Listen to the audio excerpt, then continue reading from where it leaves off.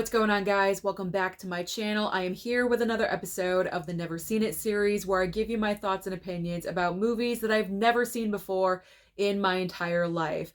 Do I love them? Do I hate them? But most importantly, do I recommend them to you?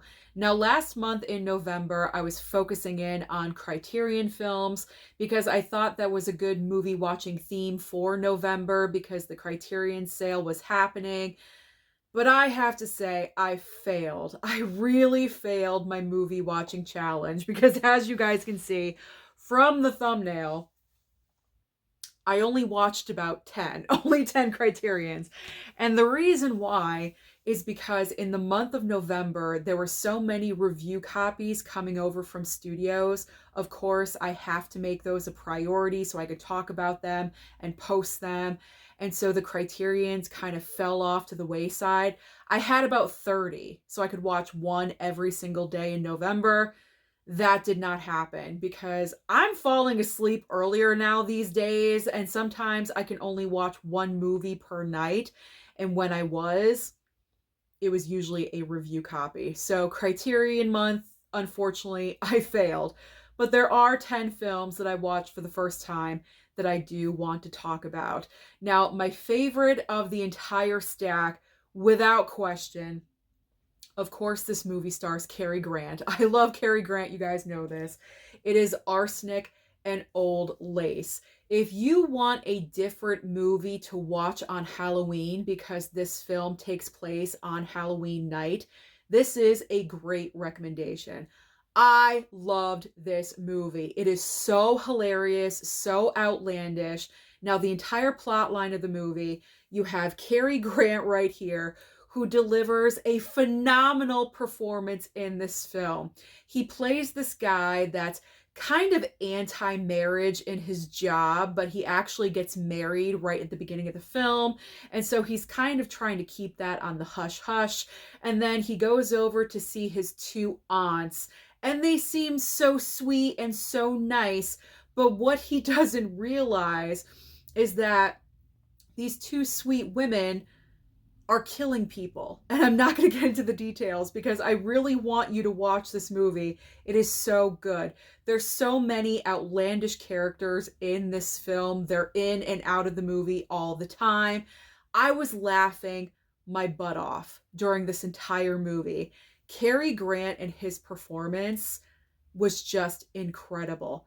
Physical comedy in this movie. Physical comedy is extremely hard to do, and Cary Grant just pulls it off in this film. It is so natural for him. He's incredible. He's one of those actors where he can pull off drama and comedy very easy. It's like it's effortless, and he's incredible in this film. And the two older women that play his aunts, this is actually from the stage play of the same name. And the two women that are in this movie originated the roles on stage. So I thought that was great to know that. They're perfect casting. I would not have changed them because they are just top notch. So if you've not seen Arsenic and Old Lace, you really, really need to, because this movie is absolutely hilarious. This was a fantastic first time watch. The whole family really enjoyed it. Okay, next up is a Western starring Jimmy Stewart, my other favorite iconic actor from Hollywood. It is called Destry Rides Again. This movie is also co-starring Marlene Dietrich, and I don't think I've seen any of her movies previously, so this was my first exposure to her as well. So what's happening in this movie is that you have Jimmy Stewart here coming into this little Western town. People are like kind of going crazy, and they're all over the place. They're trying to run the town themselves. I think the sheriff, forgive me because it's been a while since I've seen this, so I am trying to recall the plot line as I'm going along. But I believe right in the beginning of the movie, the sheriff is killed, and so they need a replacement sheriff. And so they really don't want anyone that's going to control the town like to the letter. You know what I'm saying? So they ask someone that's kind of like is he the town drunk? I don't know. He's not the most responsible person. So they ask this guy, or they pretty much just proclaim him as the new sheriff in town. And obviously, he needs a brand new deputy. So that's where Jimmy Stewart comes in. Jimmy Stewart, by like, I think, reputation, previous reputation or something, is known as being a pretty decent guy, and he would be the perfect person to be a deputy. So the new sheriff asks him, come over and be my deputy.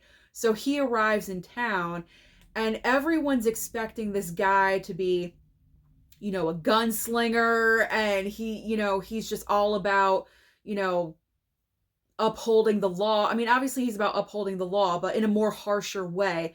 But Jimmy Stewart shows up, and he's kind of like soft. He doesn't carry a gun, which is like so weird for that time period, especially if you're a deputy to the sheriff. You would at least expect him to carry a gun, but he would rather talk out situations and try to resolve things normally instead of using weapons and getting into fights and becoming violent. That's pretty much what the movie is all about. What the townspeople fail to realize is that they're severely underestimating him. Severely underestimating him. Because when push comes to shove, he can go there, but he doesn't want to go there. He chooses to be more passive and more docile. This was a great movie as well. And where Marlene Dietrich fits in is that she's kind of like the town entertainer in the bar, and it's like everyone thinks that she really runs the town and everything. And they form this kind of like relationship dynamic. They're not really in a relationship, but it's like hinted at, like maybe they could possibly get there, So this Western I really enjoyed. I really enjoyed it. And this is why I'm enjoying watching more Westerns and expanding on that genre, because sometimes you never know. You're going to come across something that you really enjoy. And I enjoyed Destry Rides Again, so I recommend this one as well. So the next Criterion sale, whether it be July, November, random sale, whatever it is, pick up this one. This is a good choice as well. All right, next up is Personal Shopper with Kristen Stewart. Now, this has been in my collection for a while, and I really wanted to target movies that have been in my collection for like 3 years or so, and this was one of them. So in this movie, Kristen Stewart is kind of like a personal assistant to a celebrity. It's not really defined who she is, this person that she's assisting, but she's kind of like a well-known figure, and so she goes shopping for her to get her clothes and, just running errands and things like that. But Kristen Stewart is also kind of like a psychic medium. And unfortunately, her twin brother dies. And so she's trying to get answers. She's trying to hear from her brother that has passed on. And that's pretty much the underlying story of what's going on in the movie. It's like kind of like there's two stories happening at the same time. And then there's this like mysterious figure that starts messaging her, texting her, and kind of like getting a little bit too inquisitive, and it's a whole thing. I don't want to talk about it because I don't want to reveal everything, but this was an interesting watch, interesting story. On the back here, it kind of alludes like psychological thriller, and I can definitely see that. So this one was good. I enjoyed this one as well. I feel like Kristen Stewart really excels with her acting when she is in a smaller movie, a more independent film, not big commercial movies like the Twilight series and things like that. When she's in smaller movies like Love Lies Bleeding or Spencer or Personal Shopper, her acting talent really, really shows. And so when I watch movies like this, I enjoy her acting a heck of a lot more. So if you're kind of like on the fence with Kristen Stewart, really try watching the more independent films, because then you'll really see her acting talent. Because Twilight, forget it. That does not showcase anything. Movies like this showcase Kristen Stewart and her talent. The next Criterion in my stack is Hollywood Shuffle. Now, this movie was interesting because it deals with the stereotypes of Black people in Hollywood. Black people trying to find careers as actors in Hollywood and always being typecast. This is a satirical look about that.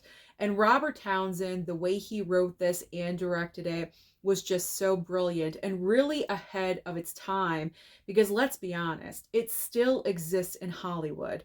Granted, Hollywood has progressed and has gotten better, but it's still there on some level. So that's why I say this movie really was ahead of its time.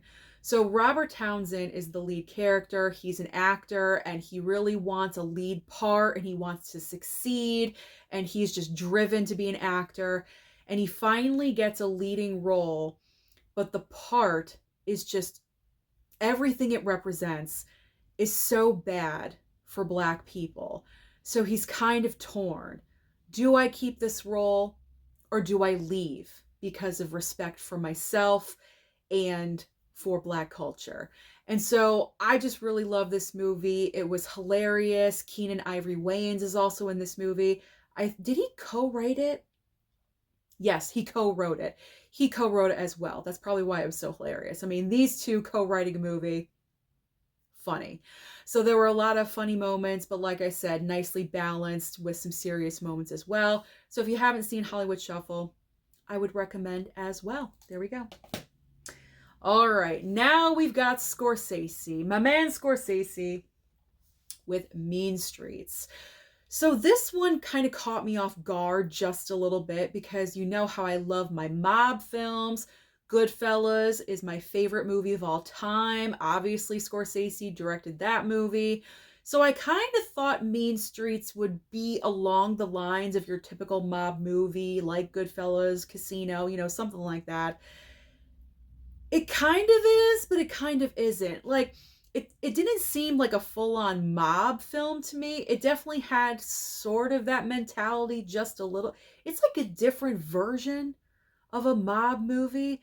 It's kind of like just guys running the street. You know, like it wasn't like officially like a mob movie. I don't know how else to describe it. It's just guys running the streets. And Harvey Keitel is the main character that we're following. And Robert De Niro is more of like a side character, but he's Harvey Keitel's like best friend in the movie. And he's kind of a goofball in this film. Robert De Niro is completely out of character from anything else that I've ever seen him in this kind of a movie. And that was refreshing. I really enjoyed that. He was making me laugh like all the time. The things that he was saying, and he was just being so out of character for, you know, what I'm familiar with Robert De Niro. So I really enjoyed him in this movie for that. It was so against type of what he usually plays. Harvey Keitel in the movie as well. He's just fantastic. He always is. Is there anyone else that's notable in here? Not really, no. So the only names that I'm really familiar with are Harvey Keitel and Robert De Niro. So pretty much it's just a group of guys running the streets in, where are they? I forget. They're in like Little Italy, the neighborhood of Little Italy in New York City. Just guys running the streets, not necessarily like a mob situation, but mob-esque. You know, just it's a different kind of mob movie. So if you want a different kind of mob film, go for Mean Streets. Go for Mean Streets. I enjoyed it. It was just different. I definitely do have to watch it again though, but it's not on the level of Goodfellas. It definitely showed like Scorsese's talent, because I believe this is like one of his earlier movies. This is 1973. I'm not really sure when Scorsese began movie making, but it says Martin Scorsese emerged as a generation defining filmmaker with this movie. So that's why I'm thinking this was earlier on in his career. So this movie definitely shows Scorsese's potential as an amazing director, if you know what I'm saying. I mean, it was always there. It was always there. But I should look that up. Like, where does that fall in Scorsese's filmography? Is it like super early? I don't know. I honestly don't know the first movie that Scorsese ever made, so I need to look that up. All right, let's move on. Moving on to Girlfight. this film, totally amazing. This movie proves that Michelle Rodriguez can act. Because as we all know, Michelle Rodriguez is from the Fast and Furious franchise. Okay, that's the first thing that we all think of with her name attached. You know what I'm saying? Like it just goes together. Those are popcorn movies. They're fluff, they're filler, they're fun to watch, but they really don't showcase anyone's true acting ability unless you're in like a super serious moment or something. But this film really showcases her ability. She plays this teenage girl who's in high school, and she's kind of prone to getting into fights at school, and then also her home life just really is not the best. She's fighting with her father. I believe her mom passed away, so it's just her and her dad, her and her brother, and it's kind of like a toxic relationship. So the only outlet that she finds that's healthy is getting her aggression out in a boxing gym. Incredible movie. Incredible. It's all about her building up her endurance. You know, it's like a Rocky situation. I mean, not like full on Rocky, but you know what I'm saying? Like she's in the gym, she's training, she's building up, and then she gets into matches and everything. And great movie. Great, fantastic movie. Again, showcases Michelle Rodriguez in such a great way. So this is a high recommendation from me as well. If you've not seen Girlfight, I really do recommend. Okay. Now we have The Prince of Tides. This movie was sent over to me from a subscriber. I do not remember who. I apologize. But thank you so much for sending this over because really enjoyed this movie. This one, you got to be in a certain mood. You got to be in a certain mood to watch this one. This is such a story, heart-wrenching. You have Nick Nolte, whose sister, how do I say it? The sister tries to unalive herself, and Barbra Streisand plays the sister's therapist. And so the sister survives, so that's great. Nick Nolte goes to New York City, I believe, to meet up with the therapist, with Barbra Streisand, because he's trying to figure out his sister's like mental situation. And the therapist just thinks that he needs to be there to support his sister. So as the story is moving along, we are rehashing the past events, current events, past events as they were growing up as children, what the house was like. A horrific experience is revealed. I did not even see that coming. Oh my gosh. That's why I say you got to be in a certain mindset to watch this movie. And these two fall in love, even though he's married to someone else. And I mean, I got to tell you, the ending of this movie pissed me off. It really, really pissed me off. I'm not sure if I should talk about it or not. I mean, this movie's older. This is from 1991. So if you've not seen the movie, I apologize, but I got to get into this. So Nick Nolte and Babs here fall in love during this movie. Okay, she's married, he's married, there's kids involved, but you know what? His wife pretty much says, I'm cheating on you, I'm falling in love with someone else, like during the beginning of the movie. So that's why he's so willing to leave and give her space, because they need to figure out what they're doing. Okay, so during the course of the time, he's falling in love with Babs. They have this connection and everything. Her husband's an a-hole. Okay, he's a total dickhead. So she needs to leave him immediately. So they have this great bond and connection. Here's where I get pissed off. Okay, here's where I get pissed off. These two at the end decide they want to be together. Okay, but then who do you think calls up? His wife. His wife calls up and out of the blue says, I want to work on our relationship. I want to be with you, blah, blah, blah. So he goes ahead and goes back to his wife. I was pissed. I was so pissed off. Here you have Babs, Barbra Streisand, okay? And you're going back to your... Now, normally I would support going back to the wife, but here's the thing. She was cheating on you first, kind of wishy-washy about being with you. Why in the world would you leave this woman who's like totally incredible and amazing and is understanding to everything that you've been through and go back to your cheating wife? I was over it. I was done. I hated the ending to this movie. I really did. I love the movie. The entire movie was great, but not putting these two together at the end really pissed me off. I know that's probably the entire point of the movie, is to piss you off at the end. It's like you want them to be together so bad, but they can't. I mean, I recommend that you watch it, but trust me, you're going to get agitated too. You really, really will. But great movie. Great. So thank you to whoever sent this over, because I did enjoy watching it. It doesn't seem like I did, but I did. I enjoyed watching that one, but I got a little frustrated. Okay. Secrets and Lies. I finally watched Secrets and Lies. This was on my watch list like last year. I didn't get around to it. So this year I made it a priority. I said my next Criterion watch, I need to watch Secrets and Lies. This has also been in my collection for about 2-3 years. So it was time. So we have got Marianne Jean-Baptiste right here. She does not know who her birth mother is. She is adopted, and I believe both of her parents have passed away. And so she's looking for her birth mother, and she's very responsible. She has a great job, and she's very kind of quiet, you know. And then you have the birth mom right here, Brenda Blethyn. That's her, right? Yeah. Brenda Blethyn.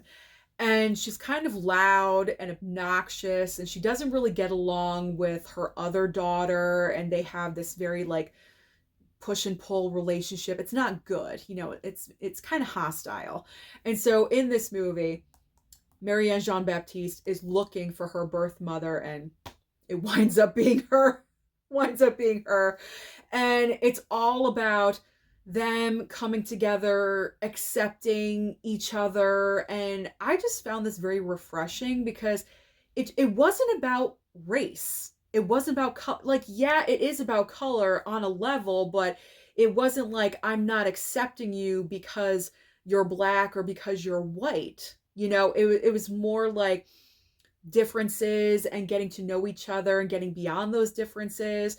And that's what I loved. You know, it was like color was not really an issue, like a focused issue. And that's what I really enjoyed. It was more about her dealing with her birth mom's like attitude and the way she reacts to things. And she's just so like unfiltered, and anything that she says, you know, she's very loud and obnoxious, and she's the exact opposite. That's what this movie was about with their relationship. It wasn't about like, oh my gosh, you're white. Oh my gosh, you're black. Like, it wasn't about that at all. And that's what I loved.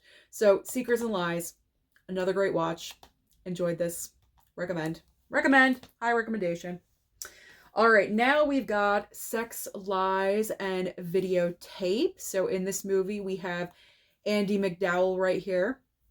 And she's married to Peter Gallagher in the movie. And they don't have like the best marriage. Like, she even admits right in the beginning, like, they don't have sex. So clearly he's cheating on her. He's cheating on her with her sister, played by Laura San Giacomo, who was in Pretty Woman. If you remember Pretty Woman, she was Kit in that movie. So that is her sister. He's cheating with his sister-in-law. And then on top of that, James Spader plays a old college friend of Peter Gallagher. So you have these 4 characters that are interlinked somehow, some way. And you could tell right away that Andie MacDowell kind of like perks up when James Spader comes into the picture. You know what I'm saying?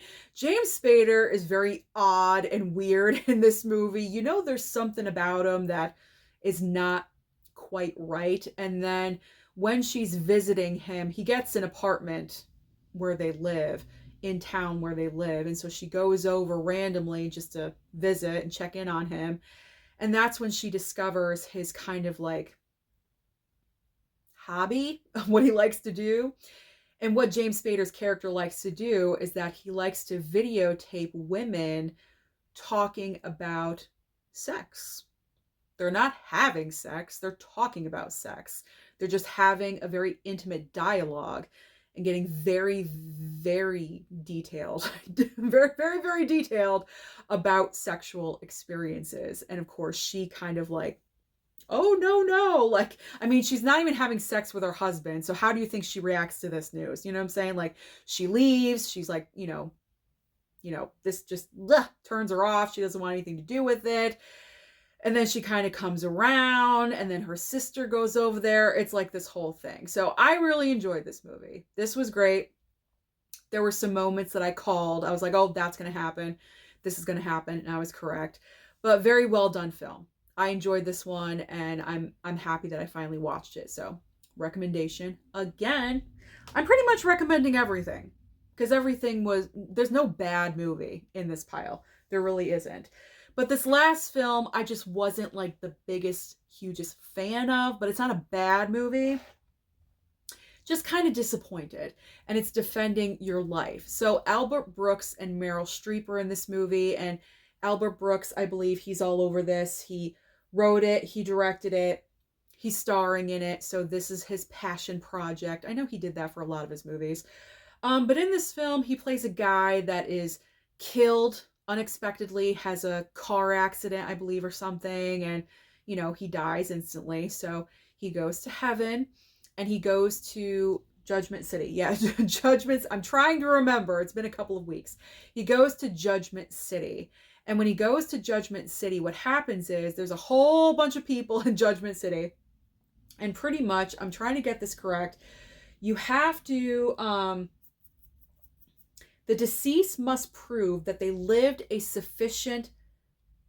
life of sufficient courage to advance their journey through the universe. And there's a certain time period that this is happening. There's like, a defendant, or there's a prosecutor kind of, and a defending attorney kind of, and then you have like a judge jury situation, and they decide whether you move on to another life or not, whatever it is. Where this movie disappointed me was because it kind of got really repetitive. It was like the same stuff over and over, where when you're in like the, quote unquote, like court scenes of it all, you're visiting your past in different, the character's past in different situations, and they're talking about it. And there was a lot of that. There was a lot of that happening that took up, obviously, like a lot of the movie. And, it's like, okay, is there anything else to this film? I think that's probably why Meryl Streep's character came into play. Because if it was just solely about looking back on past clips of your life, that's going to get kind of boring very quickly. So Meryl Streep's character is introduced as like this love interest for Albert Brooks. He notices her pretty much immediately, and he's drawn to her, and she's drawn to him, and obviously she's there for the exact same reason. And you don't know what's going to happen to them, because obviously, if one goes on and one does not, nothing's going to happen, but you're like questioning what's going to happen between the two of them. So this one was just okay. I can't say that this is a huge high recommendation for me, because it's not. I can't highly recommend this. I mean, I probably have to watch it again. I'll give it another chance. But I mean, if you don't get this, if you don't get Defending Your Life is not going to like end. Not to sound stupid and correlate with the movie, but I mean, your life will be just fine if you don't own Defending Your Life. So that's my overall thoughts about this movie. It was just okay. Just all right. Sorry. I had like a lapse in my brain for a second, but I tried to recover the best I could. So that's the latest round. That's the latest round of the Never Seen It movies, all Criterion films, only 10 of them, but I tried. I did my best. Thank you so much for watching the video today. Don't forget to like and subscribe before you leave, and I'll see you next time.